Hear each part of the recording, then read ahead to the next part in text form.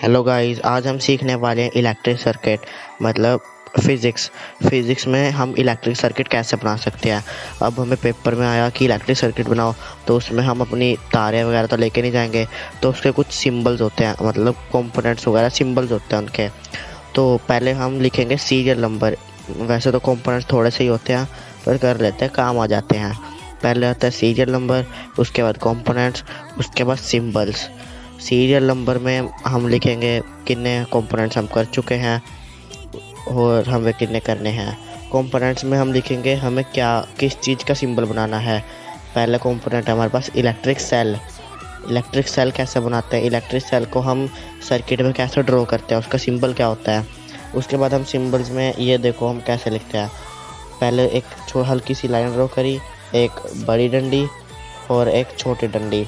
जो छोटी डंडी होती है उससे हम नेगेटिव साइड से डिनोट करते हैं, और बड़ी डंडी को हम पॉजिटिव साइड से डिनोट करते हैं। उसके बाद एक सेल का बस एक बड़ी डंडी और छोटी डंडी यही होता है। और दूसरा होता है हमारे पास बैटरी। दूसरा कंपोनेंट होता है हमारे पास बैटरी। अब बैटरी में हमें क्या करना है, बैटरी में अब देखो जिसकी बैटरी एक सेल होता है, बस एक सेल, सिंपल सेल। और जो बैटरी होती है, बैटरी में बहुत अलग अलग तरह की, मतलब एक से ज़्यादा सेल वो हम ड्रॉ कर देते हैं। तो इसमें जैसे कि हम ड्रॉ कर रहे हैं एक बड़ी डंडी एक छोटी डंडी। बड़ी डंडी होती है पॉजिटिव साइड और जो छोटी डंडी होती है वो होती है नेगेटिव साइड। ठीक है ना, समझ रहे हो ना आप। उसके बाद हमारे पास आता है, ये देख लो आप कैसे बनाते हैं। एक बार आप प्रैक्टिस कर लेना, फिर उससे आपको अच्छी तरह से आ जाएंगे। उसके बाद हमारे पास तीसरा वो होता है प्लग। मतलब प्लग तो होता है कि ओपन होएगा क्लोज्ड होएगा। उसके बाद होता है, हम उसे बोल सकते हैं स्विच ओपन।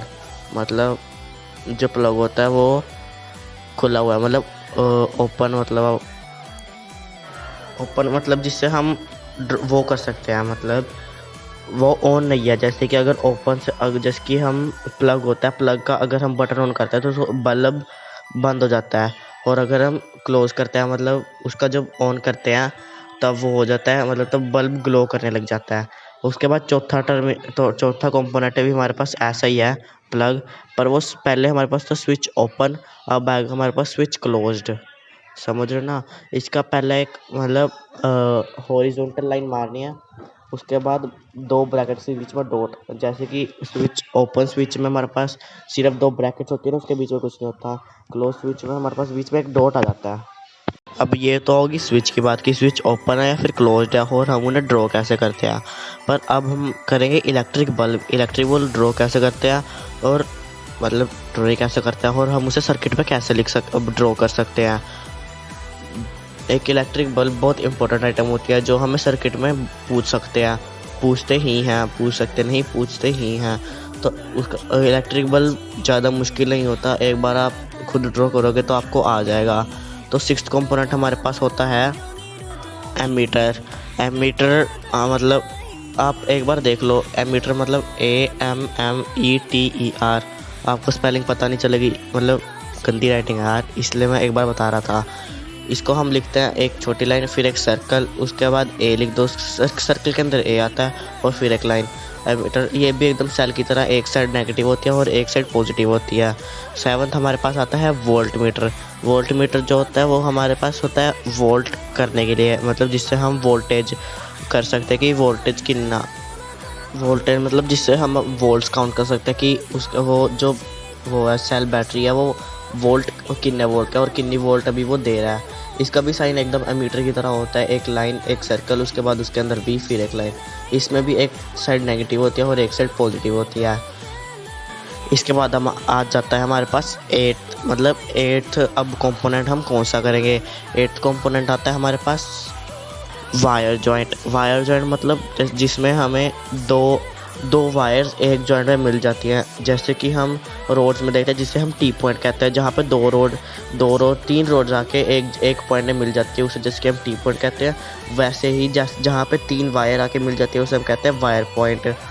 एक बार इसका देख लो, बस ऐसे कर दो बीच में, जहाँ पे वो जो देखो जहाँ पे पॉइंट है वो मतलब वहाँ पे जहाँ पे तीन वायर आके मिल रही है उसे हम कहते हैं पॉइंट। तो यहाँ पे जो ये डॉट है ये वायर जॉइंट हो जाता है। उसके बाद आता है नाइन्थ हमारे पास आता है वायर क्रॉसिंग विदाउट टचिंग, मतलब जिसकी वायर जॉइंट तो होता है, जिसकी जो एक तार जा रही है और जो एक तीसरी तार है वो बीच में आके टपक रही है, मतलब बीच में आके उन्हें इंटरप्ट कर रही है और वो वहाँ पे उनका पॉइंट बन जाता है, जिसकी वायर जॉइंट में हमने देखा है। वायर क्रॉसिंग विदाउट ज्वाइनिंग में क्या होता है, जिसकी एक तार जा रही है और जो दूसरी तार है वो उसके ऊपर से चली जाती है, मतलब उसे बिना टच करे चले जाती है। ये भी वैसे इतना इम्पोर्टेंट नहीं है, पर मतलब पेपर में आ जाता है, एक बार इसे देख लो, एक बार आप इसे ड्रॉ करोगे तो आपको समझ आ जाएगा। इसके बाद हम करने वाले एक सिंपल सा क्वेश्चन, एक एक्टिविटी क्वेश्चन। उससे हम जैसे कि हाउ टू ड्रॉ, मतलब एक सिंपल सर्किट, कि हम सर्किट कैसे बना सकते हैं। ये सिर्फ प्रैक्टिस के लिए, अगर आप करना है तो आप भी अपने साइड में पेज पे एक बार बना के देख लेना और एक बार देख के डालना, एक बार बिना देखे डालना, जिससे आपकी अच्छी सी प्रैक्टिस हो जाएगी। और इसमें हम एक बनाएंगे how to glow a bulb, मतलब हम एक सर्किट बनाएं जिससे हम बल्ब को ग्लो करें, मतलब जैसे कि एक सर्किट बनाए जिसमें हम स्विच, जैसे कि हम देखते हैं अपने घरों में, देखते हैं एक प्लग अगर हम ऑन करते हैं तो स्विच ग्लो करने लग जाता है, बल्ब ग्लो करने लग जाता है, और अगर हम स्विच बंद करते हैं तो बल्ब ग्लो करने से हट जाता है।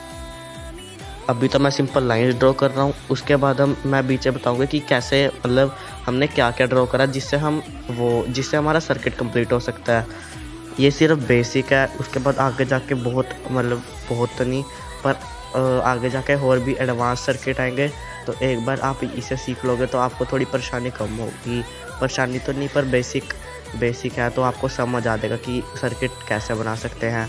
अब जैसे कि यहाँ पे मैंने 3 स्पेस छोड़ी है, तो एक स्पेस में तो आ जाएगा स्विच, कि स्विच मतलब जैसे कि ओपन या फिर क्लोज्ड। अगर हम क्लोज्ड बनाएंगे तो क्लोज्ड मतलब जिससे वो इलेक्ट्रिसिटी पास करती है, मतलब जिसकी इलेक्ट्रिसिटी वो पास करने देता है आराम से, पर जो वो क्योंकि उसमें जॉइंट होता है, पर जो ओपन स्विच होता है, ओपन स्विच में क्या होता है, वो ओपन होता है और मतलब वो दूसरी वायर के साथ कनेक्ट नहीं होता, उसकी वजह से करंट नहीं आ पाता, तो मतलब पॉजिटिव टू नेगेटिव नहीं हो पाता। उसके बाद हमारे पास आता है एक बल्ब तो आपको पता ही है। उसके बाद हम एरोज बताते हैं कि जो इलेक्ट्रिक करंट होता है कि हमेशा पॉजिटिव टू नेगेटिव जाता है।